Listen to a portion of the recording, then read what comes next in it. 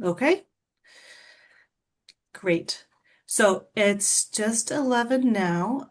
We may have a few others trickle in, but we should probably get started for everybody's time. So good morning, everyone who's here. My name is Erin Johnson. We are happy to present to you today on diesel pollution and health and climate impacts on World Asthma Day and during Nurses Week. I am the Pennsylvania nurse organizer for the Alliance of Nurses for Healthy Environments. And hello, everyone. It's great to be with you all. My name is Nia Gentario. I'm the Pennsylvania Nurse Advocacy Coordinator, also with the Alliance of Nurses for Healthy Environments. We will be monitoring the chat throughout. If you have questions, feel free.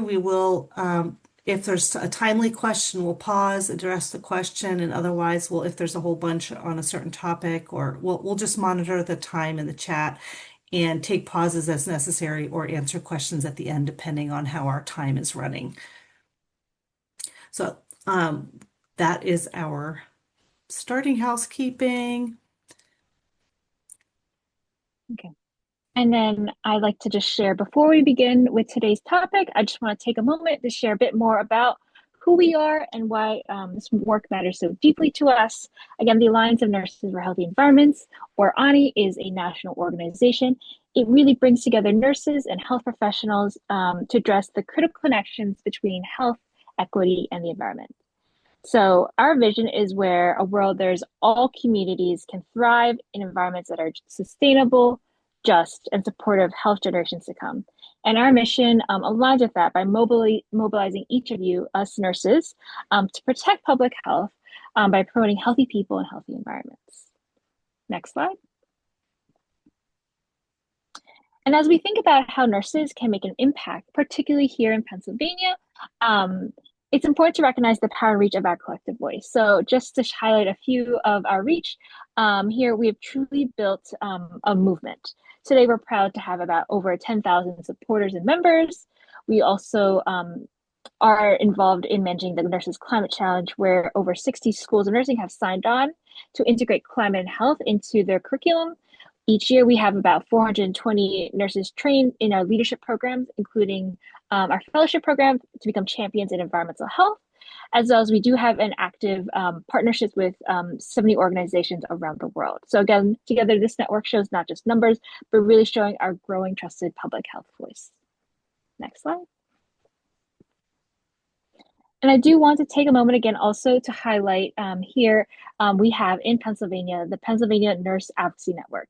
It is an initiative here from that connects nurses from across the Commonwealth who are passionate about making a difference in policy, education, and advocacy. So this network brings together nurses from all practice settings, whether you're in bedside care, public health, academia, or in a community-based organization for creating a space for each of us to learn, collaborate, and lead on issues that impact both our patients as well as for our planet. So through this network, we just offer opportunities for education, including this webinar here today, as well as advocacy and coalition partnership opportunities at the state level, really helping each of you become an activist in your own way and to advocate for, again, clean energy, climate, and environmental health, and ultimately the health of our patients as well.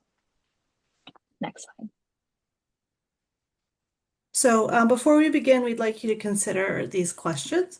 If you're not working directly with patients, consider whether you have ever discussed environmental health or diesel exhaust exposure with your own healthcare provider. Let's take a couple minutes to think about this, and you can put your responses in the chat or just speak out. So we'll take a couple minutes to reflect.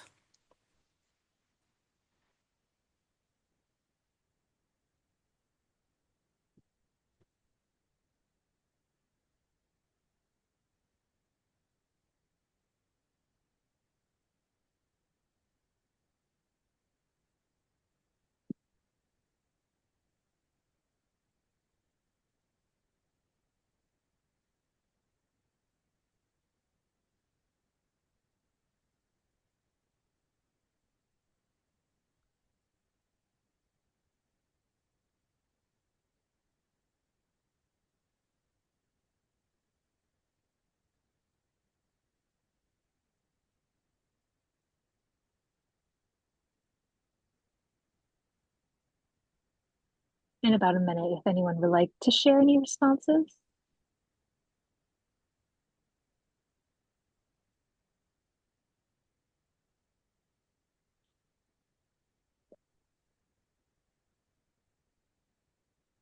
You can also think about what obstacles get in the way of having these kinds of conversations, if you have thoughts on that too.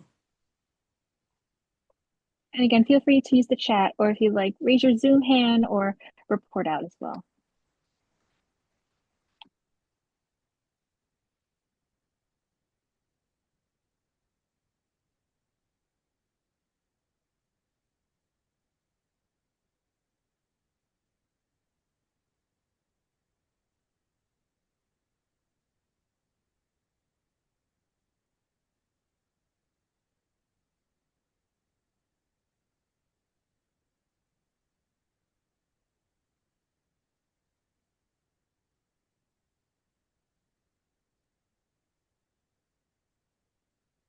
We'll give you another shot to speak up. It's a quiet, smaller group today. But consider that something like 60 to 80% of health outcomes are determined by where we live, work, and play. So, patient history, we might consider sources like community, home, workplace, hobbies. And I did see somebody put something in the chat. Nina, can you see that? Yes, so Jennifer Wetzel added a comment. Time is a hindrance in proper history taking. However, I do not believe any one of my providers have questioned me about either. A key insight related to barriers. Definitely. Thank you for sharing that, Jennifer. Yeah, thank you. It's certainly not a common topic that I have encountered in my own as a patient with providers that I don't get asked very often. And I've lived in many different circumstances where diesel exhaust would play a factor. So in the interest of time, we will move on, but we'll leave you with these to consider as we go on. So we want to acknowledge before we continue to dive into the content that Nina and I are in Southeast Pennsylvania. We acknowledge that we are meeting on the historic and unceded lands of the Lenape. We have no competing or conflicting interests to disclose. All materials used for this webinar are employed under the fair use principle solely for educational purposes. Images used in this presentation were sourced from unsplash.com and are free to use under the Creative Commons licensing. So our learning objectives for today are to understand the health impacts of diesel exhaust exposure, describe the connection between diesel fuel combustion and climate change, and to discuss case examples of systems working towards positive change for cleaner air. So then I'll get us started. So to frame our conversation, so I want to highlight the Clean Air Act as well as the endangerment findings. So federal policy, so this level of policy is the legal foundation for regulation in the United States. So the creation of the EPA, or the Environmental Protection Agency, in 1970 was in response to growing concerns about pollution and its effects on human health. And so their mission, the EPA, is really to protect both people and the environment. And so that same year in 1970, Congress passed the Clean Air Act, which gave the EPA the authority as a regulatory body to regulate air pollutants. So this law has been used for improvements in air quality and is widely recognized as one of the most effective environmental health policies in US history. It's really important to note, though, that how long and complex policy development can be, as shown in the figure on the right. So the idea of regulating greenhouse gases, in particular under the Clean Air Act, was first proposed in 1999. However, it wasn't until 2009, after years of scientific review, legal challenges, as well as public commenting, that the EPA has formally determined through the endangerment finding that greenhouse gases does pose a threat to human health. So the Pulitzer Prize-winning journalist Elizabeth Kolbert, also a staff writer for the New Yorker, has an article in current issue titled "Can the EPA Survive?"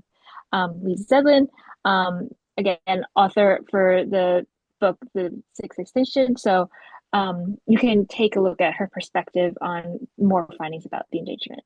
finding. Next slide.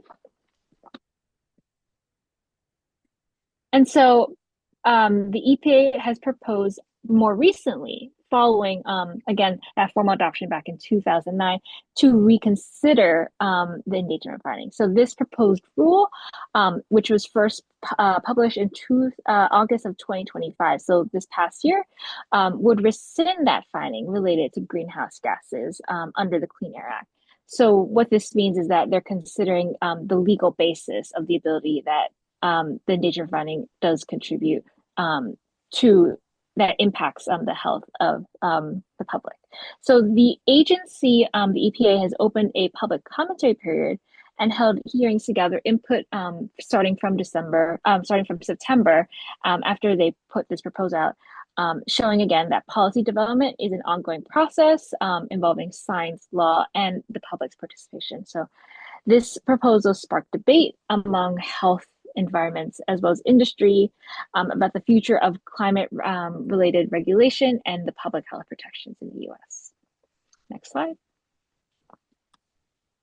And so here in this slide, I just want to acknowledge that in February of 2026, the EPA has thus put out the final rule and thus rescinded, again, the endangerment finding in terms of regulating greenhouse gas emissions under the Clean Air Act. So with this, a coalition of health organizations, including ourselves, ANI, the Alliance of Nurses for Healthy Environments, have sued the EPA over this illegal determination in ways that this finding is responsible and necessary to protect the public from climate pollution.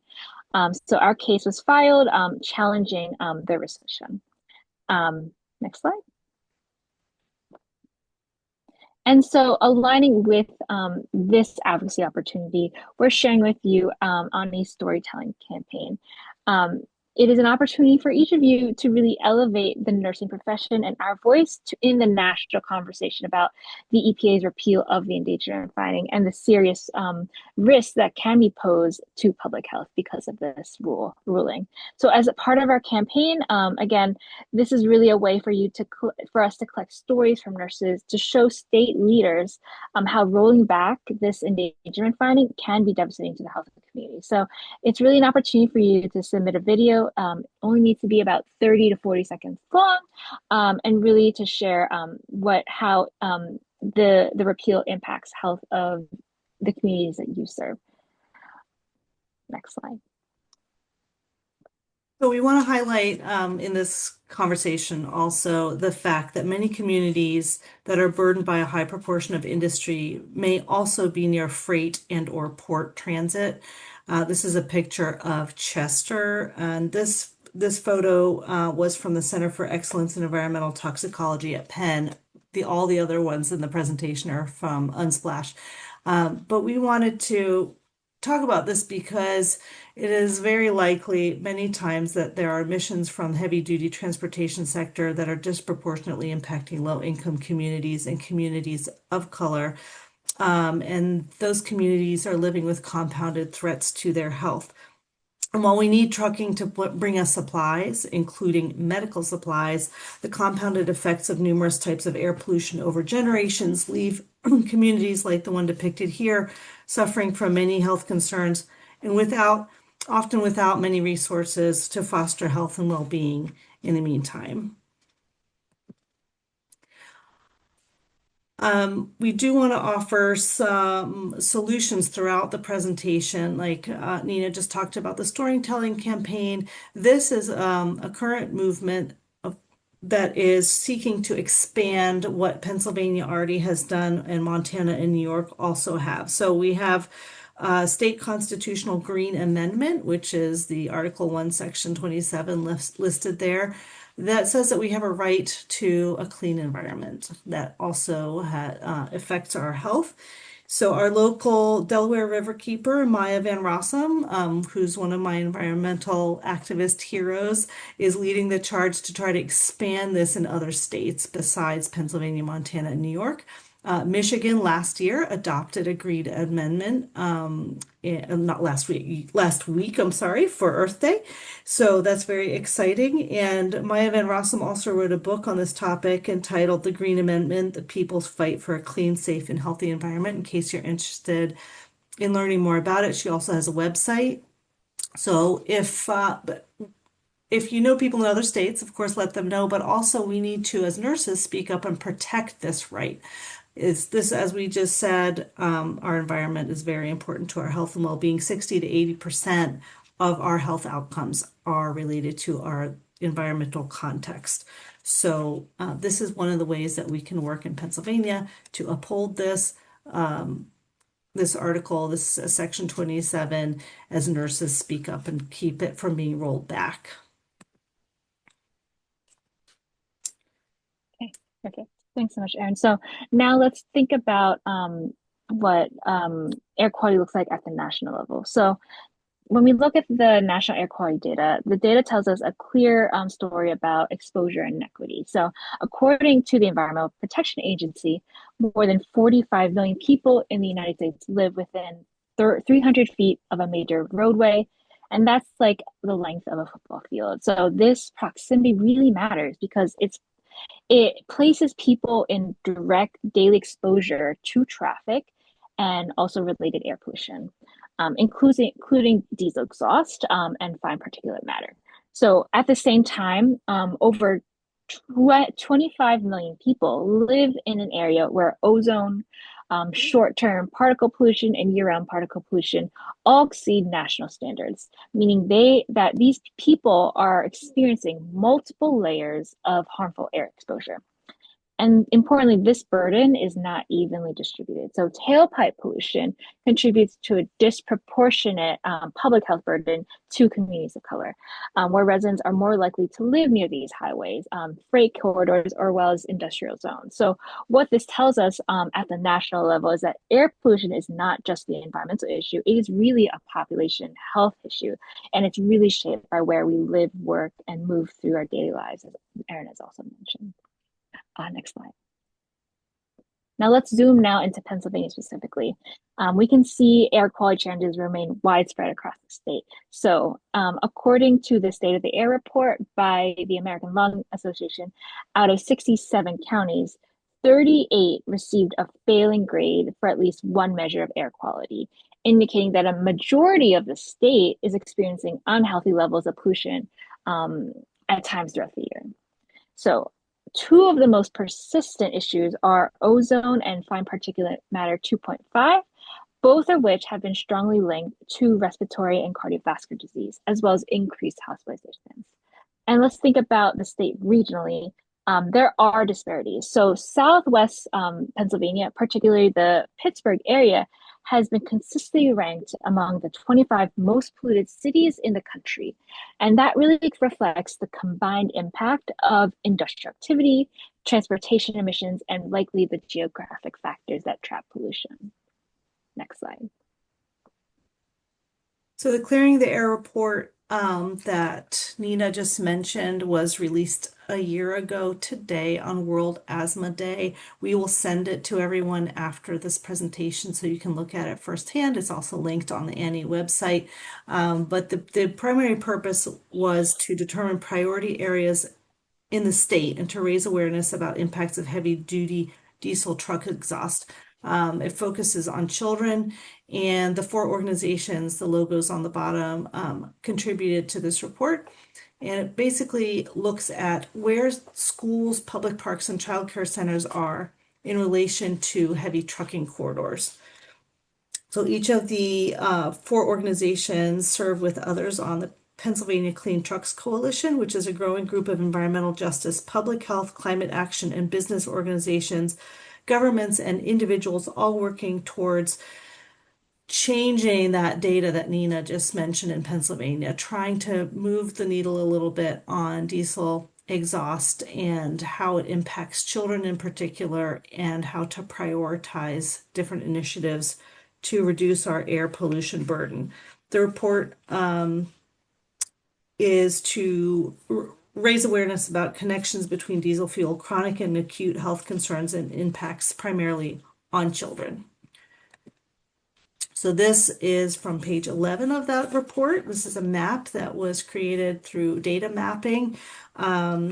It shows sites that fall within high exposure zones that are within 500 meters of selected interstate highways. So it's not comprehensive, but it focuses on the most heavily trafficked areas in the state. The color codes are blue represents schools, yellow represents public parks, and orange represents child care centers. And then children and caregivers, so considering also that caregivers may be pregnant or they may have their own other health issues, right? They're regularly exposed to elevated levels of air and noise pollution from heavy traffics at 639 sites. So that's what was mapped as 639 sites is what you're seeing represented there. Also included were 122 public and private schools serving approximately 55,000 students and employing over 4,000 teachers, and 300 public parks were included, as well as 217 licensed child care centers. So that's what this map represents, is the data that was analyzed in our report. And some of the findings from all of the analysis that was done is that many children in the state are impacted. Nearly 70,000 children are routinely exposed to dangerous levels of toxic diesel pollution in the places that they learn and play. And just for perspective, at the national level, according to the EPA, more than 45 million people in the US live within 300 feet of major roadway or transportation facilities, and 72 million people live within 220 yards of a truck or freight route. So we'll talk about health risks from all of this in a couple of slides, but the health risks are significant. So we're talking about diesel, and it's good to know a little bit more about what it is.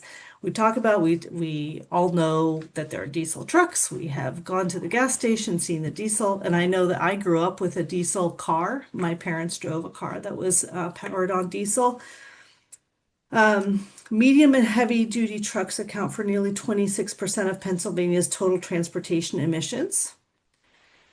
And this category of vehicle includes all the things that you would assume: box trucks, delivery vans, commercial pickup trucks, flatbed trucks, RVs and motorhomes, dump trucks, garbage trucks, refrigerated trucks. So think about supply chain, medical supply chain. We have refrigerated trucks, big rigs and tractor trailers, as well as school buses. Diesel is a fuel made from crude oil, a naturally occurring liquid that can be refined into several fuels and other petroleum-based products, such as plastics. Crude oil is heated, vaporized, and then cooled, and in the cooling process, diesel fuel begins to emerge. Diesel exhausts just one type of air pollutant, and in reality, people are exposed to a combination of particles and pollutants over time, starting in utero and throughout our lifespans. Each particle has biological and chemical components combining to result in a variety of health impacts. So these are some of the health impacts of exposure to diesel exhaust, some of the known health impacts that have been researched and determined. Today, over 1 in 3 Americans breathe unhealthy air, as we discussed. Air pollution harms vulnerable populations first and worst, and children are disproportionately impacted. So in addition to this list here, an emerging area of research is that some studies indicate that children and adolescents exposed to higher levels of traffic-related air pollutants also demonstrate poorer academic performance. So when you think about that map and the fact that there are learning centers, schools, child care centers near those places, affecting poor academic performance is something to also think about. So there have been many efforts to electrify the diesel truck fleets for various organizations, for industries, but there are some obstacles. So we have policy obstacles, we also have cost obstacles. So for example, a high upfront cost consideration. I spoke with someone at a major health system, and he said that that system leases a lot of satellite spaces. So the administration doesn't want to invest in, for example, electric vehicle charging stations because they may leave their leased location within a year or two. So it doesn't make sense to them to invest in that. Um, you have the need for charging infrastructure. The state has been uh, supportive in the past. In 2020, Pennsylvania was one of 15 states to sign a memorandum of understanding committing to work collaboratively to advance and accelerate the market for electric, medium, and heavy duty vehicles. And you can see on the bottom, there's a policy called Advanced Clean Trucks, which was adopted by California as well as 10 other states. But in Pennsylvania, the official adoption of ACT is currently stalled. The governor is focused on reelection and while is in communication with the Pennsylvania Clean Trucks Coalition, that has been currently kind of delayed for a little while. But the adoption of ACT would really help with some of the upfront charging infrastructure costs, and that's what that policy would really help mitigate for many organizations and health systems, et cetera, industry. Okay.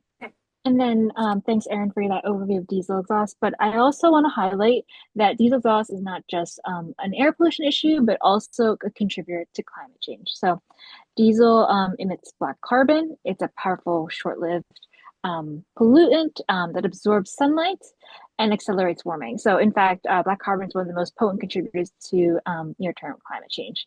So when we think about diesel emissions, we're really looking at a dual impact. It's really worsening air quality at the local level, but also driving more broadly and globally the climate change we're seeing. Next slide. And then diesel, again, it releases that black carbon, contributing as a greenhouse gas. And a bit of background about greenhouse gases. So greenhouse gases, the burning, they emit into the Earth's atmosphere. So when greenhouse gases build up in the Earth's atmosphere, what that means is they trap the sun's heat. And then over time, this trapped heat leads to an increase in the average global temperature. So more greenhouse gases we have in our atmosphere, the warmer our planet gets. And according to data from NASA, 2016 was the warmest year since 1880, continuing a long trend of rising global temperatures. But the warmest 10 years on record have all occurred since 2005, with the 6 warmest years to date being the most 6 recent years, saying that basically the past 6 years have been the warmest years in the lifetime of our planet currently. Next slide. And so on this slide, you can see a bit of a flow chart that I like to use and how we think about the ways in which now climate drives back to health outcomes. So climate driver. So let's first start with that. So these are the specific climate changes, such as the rising temperature, the changing precipitation, and the frequency of extreme weather events. The environmental condition is what arises in response to that specific climate change, and they can impact the local ecosystem that leads the ecosystems that arise in response to the climate change. And then the hazard, environmental hazard, is that specific condition which directly leads to that health outcome from this chain of events. So let's look at that more specifically. Next slide. So this visual model really illustrates that exposure pathway from that climate driver all the way to the environmental condition and then to the hazard and then ultimately the health outcome. So by highlighting, again, these pathways, we can better understand like the complexity that's involved in how climate change does influence population health. And I know this slide does look a little busy with all the errors, but it's just important to note that what that means is that one climate driver can lead to multiple environmental conditions, multiple environmental hazards, and then multiple health outcomes. So then I'm going to take this moment for you all to like peruse that and consider what we can do in the upstream. Next slide. And so in addition to thinking about diesel pollution from air quality, from climate change, we also have to talk about the real and measurable costs also involved to the health of our economy. So, according to data from the Clean Air Task Force, diesel pollution from heavy duty vehicles from Pennsylvania costs over 5.2 billion annually in healthcare costs, along with more than 20,000 lost work days for adults, and over 120,000 days where poor air quality limits daily activity. So these numbers are significant. We also see how widespread the impact is. According to data from this analysis, is that 4 of the 6 most populous counties in Pennsylvania, particularly Philadelphia, Allegheny, Bucks, and Lancaster, all receive failing grades for at least, again, one measure of air pollution, according to the American Lung Association. And this again translates back to that disease burden. Across the state, more than 260,000 children and over 1 million adults are living with asthma, a condition that is directly worsened by air pollution. So these, again, are not just environmental statistics. They really represent real health impacts, real costs, and real disruptions to people's lives across Pennsylvania. Next slide. And so when we think about diesel, again, think about it as a form of energy in the United States. And petroleum is the largest source of total energy consumption based on this chart on the left. And this is important because diesel fuel, which is the fuel that's used in trucks, buses, and freight, is refined directly from petroleum. So when we talk about diesel exhaust, it's important and its impacts on air quality and health. We're really talking about a system that is deeply rooted again in fossil fuel dependence. Understanding this connection helps us frame why reducing diesel emissions requires broader shifts in how we produce and use energy. Next slide. And so when we look at energy use in the United States, petroleum remains, again, the largest source of total energy consumption. This is really important because diesel fuel, again, is refined. And then in Pennsylvania, more specifically, Pennsylvania is the third largest net supplier of total energies to the state. So what this means is that Pennsylvania is contributing to the total export across the nation. So thinking about ways in which we can act at the state level to broaden shifts away from, again, fossil fuel dependence and more specifically to clean energy. Next slide. And so I talked about this in a bit on the last slide, but transitioning to clean energy is really a critical response to, again, climate, air pollution, as well as thinking about the importance of our economy. So clean energy sources such as solar, wind, electricity-based, and also hydrogen fuel cells are a newer research area. They produce little to no carbon dioxide compared to fossil fuels like diesel. So that directly reduces the greenhouse gas emissions, again, which is the major driver for climate. And beyond that environmental impact, clean energy also strengthens our energy security by reducing our dependence on imported fuels that are being driven by global oil markets. So thinking about ways in which clean energy can be a source of diversifying energy sources, it can make our energy systems more resilient. There's also a strong economic benefit from transitioning to clean energy. Clean energy can stimulate more jobs in manufacturing, in maintenance and research.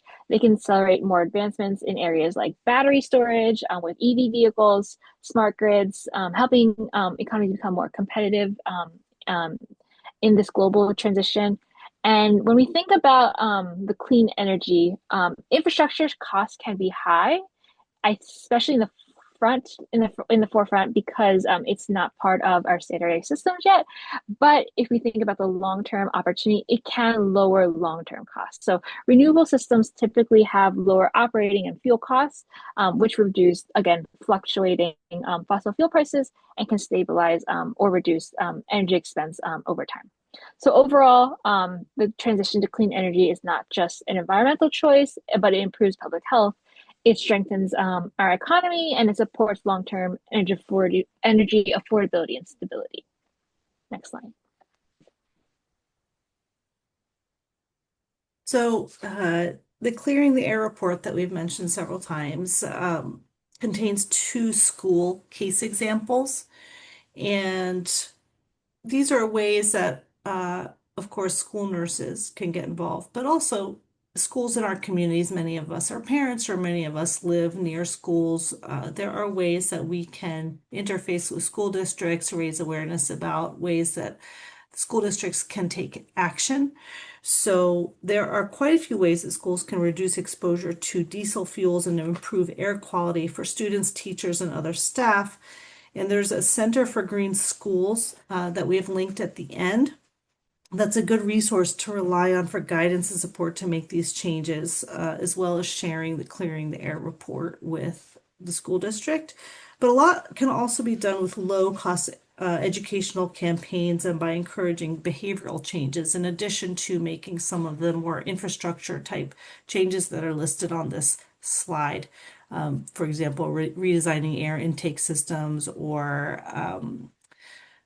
real-time air quality monitoring, upgrading air filtration systems. Some of those might be too high cost, but there can be behavioral changes such as establishing no idling zones that can help, and also behavioral changes related to behavior in the building and how electricity is used and how traffic is routed around the building envelope. So these are some of the things that are detailed in that report that were done by a couple of schools in Pennsylvania.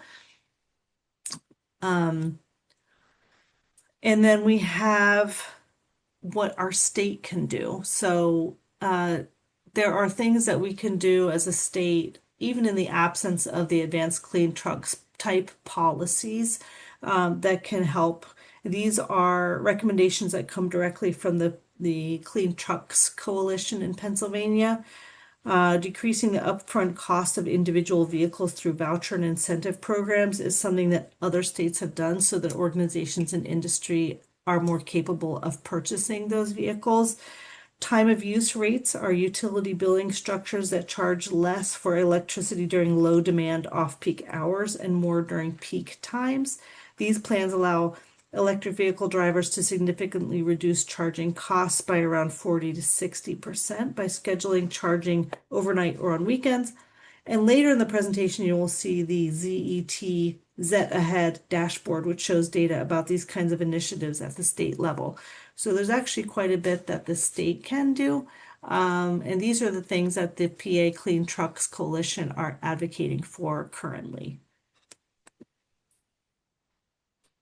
Thanks, Erin. And then in addition to what, again, that coalition is advocating for at the state level, to highlight, because there are air pollution concerns across Pennsylvania, there are air monitoring tools available to help translate environmental pollution data into simple, actionable information for the public, as well as for us who are working in the clinical setting as nurses. So one of the most widely used measures is the Air Quality Index, or AQI. This summarizes levels of pollutants like particulate matter and or ozone in a color-coded scale, as shown on the right. It can go from good to hazardous, making it easy to understand the health risk at a glance. And then there's several tools available that provide real-time and local air quality data for us in the state. So Air Now is primarily a national source that offers the AQI updates and forecasts across the US, but there's also Purple Air. It provides more hyper-local real-time data from a network of community sensors, which is useful for seeing that pollution at the neighborhood level. For those who want more regional information, so Pennsylvania Air Quality Partnership and Breathe Philly in Philadelphia offer local forecasts and alerts tailored to the communities. So I want to mention those, as well as My Environment, a tool that integrates multiple environmental data sources into a map-based platform. So these tools are available for use in your everyday lives and can be something to consider for if you're working in clinical practice, particularly if you do some patient education, especially for individuals who have diagnosis of asthma, COPD, or cardiovascular disease. These tools can be helping guiding decisions about whether to be outside or if you want to prevent symptoms and consider staying indoors and reduce your exposure during those poor air quality days, of course. Next slide. So a case example from the Clearing the Air report of a school and what they did is the Steelton High Spire School District. They were the first school district in Pennsylvania to power 100% of their buses and buildings with on-site clean energy. They eliminated diesel fuel costs and they're saved $20,000 annually and they're reinvesting these funds into underfunded educational programs. They installed a 1.7 megawatt solar array that supplies 100% of the district's electricity needs. And that clean energy source powers the electric bus fleet, creating a sustainable loop that further reduces the district's carbon footprint and supports cleaner air. So they're making impacts on cleaner air, on health, and on their bottom line in terms of financial impacts. They have a long history rooted in the steel industry in that area, and they have faced generations of industrial pollution, leading to elevated rates of respiratory issues in the community. The area also ranks among the worst in the Commonwealth for childhood asthma and preterm births. Historically, the EPA has worked on national air quality standards as well as ways to support increased electric vehicle production, such as programs to fund electric school buses. We know that the transition from diesel school buses to all electric fleets can have a powerful climate, health, and cost-saving impact. In 2022, the Steelton High Spire School District secured $2.37 million in a rebate from the Environmental Protection Agency's Clean School Bus Program, and they purchased 6 electric school buses. So that really has helped them move forward with their plans, and they're making concerted effort to improve the health and well-being of their school district and population. Another case example mentioned in the Clearing the Air report is the Bethlehem School District, also in Pennsylvania. This school district became the first school district in the Lehigh Valley to put electric school buses on the road, and they removed 12 diesel buses from the road. And the school district is saving approximately 150,000 miles of diesel emissions annually. Since 2010, almost every building in the district prioritized energy efficiency and achieved an Energy Star rating. They've optimized building operations, implemented LED lighting, maintained HVAC systems, emphasized everyday behavioral changes and other low-cost or no-cost strategies. And including education and community engagement was really the key to their success. With all of the changes that they made, they've saved the school district over $20 million in 13 years. So if you can just imagine if many more school districts made these kinds of changes, the cost savings that would be available to communities across the state. So relatedly, Pennsylvania Department of Transportation recently announced that we'll be opening 4 regional National Electric Vehicle Infrastructure, or NEVI, community charging funding opportunities. So there's money available currently. So far since 2023, NEVI funded charging stations in Pennsylvania, and they've supported over 80,000 charging stations, 9.6 million estimated miles driven, and reduced CO2 emissions by more than 2,000 metric tons. So including charging infrastructure is one way that we can all also pitch in our local communities. The current funding opportunity is for the Southeast region, but the rest will be rolled out throughout the year. Currently, there are $34 million available to EV charging stations in projects in Bucks, Chester, Delaware, Montgomery, and Philadelphia County. So I actually sent this opportunity to our local township, and they are interested in potentially applying for some of this money for our local EV charging station infrastructure. So I wanted to also this is a little bit of a wonkier, slow looking slide, but I want to share it with you because you can use it or share it with others. It's an interactive website, and it provides guidance on what policies, investments, and actions to prioritize to make progress in each state around the country, and you can see Pennsylvania there. And each of those little color blocks is an interactive block. And you can see the color coding on the right. The link is listed for this at the end of the presentation. It's an interactive dashboard and basically offers data for those who want to dive deeper into policy analytics and see how progress is being tracked across 7 market dimensions. Each of those market dimensions, including things like vehicle incentives, infrastructure, innovative policy, regulations, etc., are further broken down into subcategories. So it's like a layered view of these different 7 target areas you can see on the right. And each of these market dimensions is then you can explore further what the success factors are, which represent known actions that can be taken to help progress in that market dimension. So it's just to kind of let you know that this stuff is being tracked, this stuff is going on.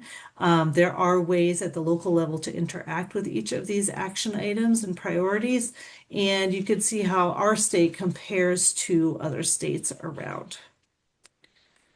Again, Pennsylvania has made some progress.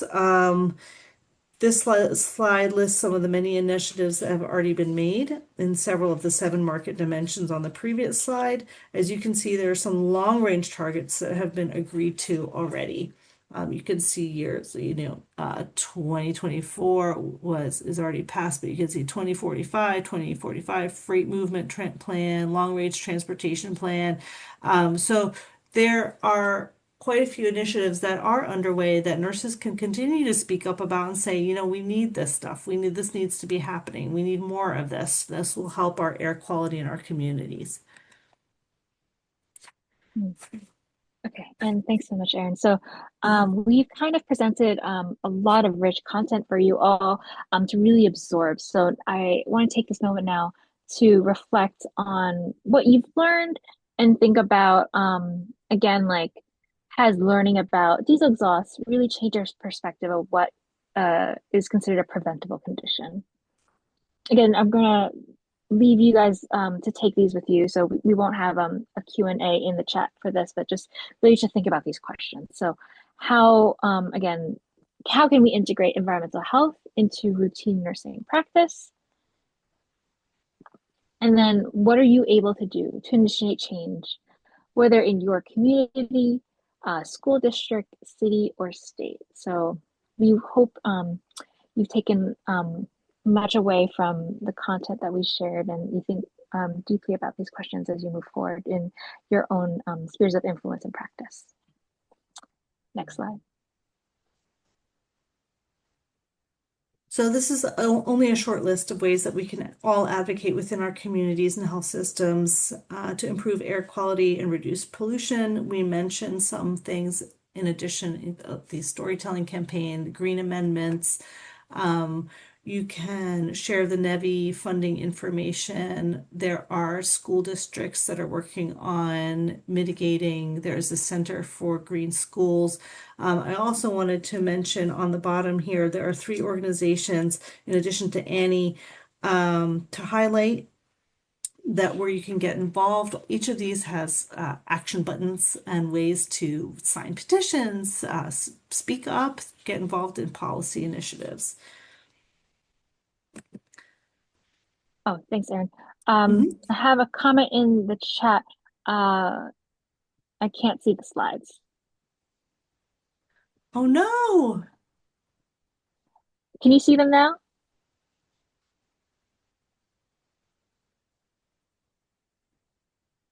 Can others see the slides? Give me a Zoom hand thumbs up or comment in the chat.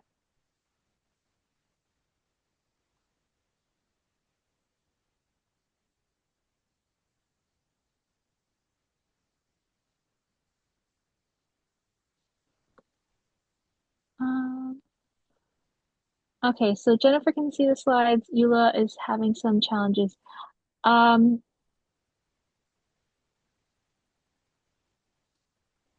We are going to send a recording of this presentation. So If for some reason we're having accessibility issues like as you are now, we'll make sure that everyone has access to these slides as well as the recording so that you can continue to follow on with the content. Apologies for that oversight. Okay, thank you. Okay, perfect. So we'll just continue on just for the sake of time, but we'll make sure that everyone has access to the slides and the recording and you can follow along. Um, Thank you for bringing this up. We're nearing to the end, as I know that we're closer to lunchtime. So let me kind of backtrack this a bit. So Erin again talked about opportunities that we can be everyday advocates. In addition to that, I want to share opportunities for nurses to advocate for policy change. So nurses have a strong opportunity to be powerful advocates for climate environment in the policy space, especially ways in which you can get involved, especially in Ani. So the first way you can get involved is simply learning how policy works and how to engage effectively by understanding the language. Terms like regulations, rulemakings, proceedings, so we can participate confidently in these spaces. And we can amplify our impact by, again, joining professional organizations like Ani, other advocacy networks, or coalitions that focus on health and environmental justice. These groups provide training, updates on what policies are moving forward, and coordinate opportunities to really engage with decision makers. There are also direct ways you can participate. We ourselves at Ani have our advocacy days shown here at the bottom right. We have our virtual Hill Days coming up next week. If you'd like to participate in those and meet with your legislators in your district, you can also write public comments and send personal letters or emails to legislators and regulators. There are tools online like regulations.gov and congress.gov, and they make it easy to track proposed rules and submit those public comments that I mentioned and receive alerts about what's going on if you have interest in that. And then another way to get involved for policy change is really signing petitions and submitting your comments during that formal rulemaking process. That may feel really small, but they become part of the official record and can influence outcomes. And then I do want to highlight that nurses bring credibility through our clinical testimony. So by translating your experiences with patients, such as a person who has asthma and they experience an exacerbation by air pollution, for example, or a heat-related illness, and if you can translate that into a clear policy narrative, nurses can connect data to real human health impact. Next slide. Thank you. And I just want to mention my 9-year-old wrote a letter to a congresswoman, and then we bumped into that congresswoman. And the congresswoman said that she was not aware of the issue that my daughter brought to her attention. She went, looked up the bill, and she voted for it. And I was just so impressed by that whole circle. And if a 9-year-old can write a letter, I'm like, I can do more, you know. So I just wanted to mention that little positive example. So we mentioned a lot of information in this presentation. We gleaned a lot of information from these various resources, including, and I included some information from an interview with the health system fleet manager. Some related resources and organizations. I want to highlight among all of these the Clean Air Council and the Center for Green Schools, which I've mentioned. Each of these are resources to tap into if you want to stay informed and get more involved in clean air initiatives in schools and neighborhoods in the greater Philadelphia region. I also want to highlight the Mid-Atlantic Center for Children's Health and the Environment, which is housed on Villanova's campus. They are one of the pediatric environmental health specialty units which receive federal funding.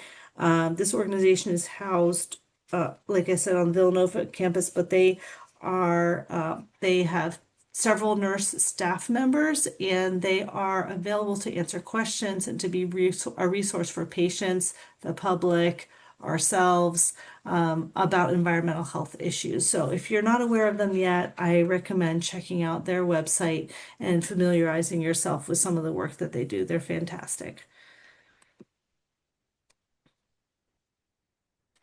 Oh, and then thanks, Erin, for sharing those resources. I want to highlight some Ani specific resources that you can use to really get started in your advocacy journey. So the again, we mentioned the storytelling campaign that we're doing. There is I've highlighted a number of links, a storytelling training video for you to watch for some messaging guidance. Additionally, we have drafted talking points and messaging for you to reference as you create those videos. Includes filming tips as well as points for writing a powerful quote. Please consider treating these as a guide.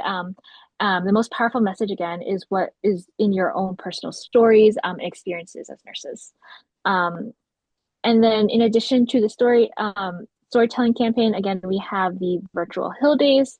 Um, Again, please register. They're coming up next week on May 13th and 14th. I believe we have a preparation call on May 12th. And we can, if you're interested, connect you with the staff and your local legislator in your district. As well as if you're interested, you can also get involved in the Ani regional forums. I believe Pennsylvania is involved in the Mid-Atlantic Regional Forum. So feel free to use the link there to register to learn more about local opportunities, to meet others who are interested in advocacy and education on policy for environmental health, and just meet some other nurses. Next slide. And so thank you so much. I think this concludes our presentation for today. Thank you for joining our conversation and for listening. We love to open the floor for you for your questions as well as your reflections. Um, Again, feel free to drop in the chat. Feel free to mute anything you'd like to share. Thank you so much. And I will try to stop the recording as well.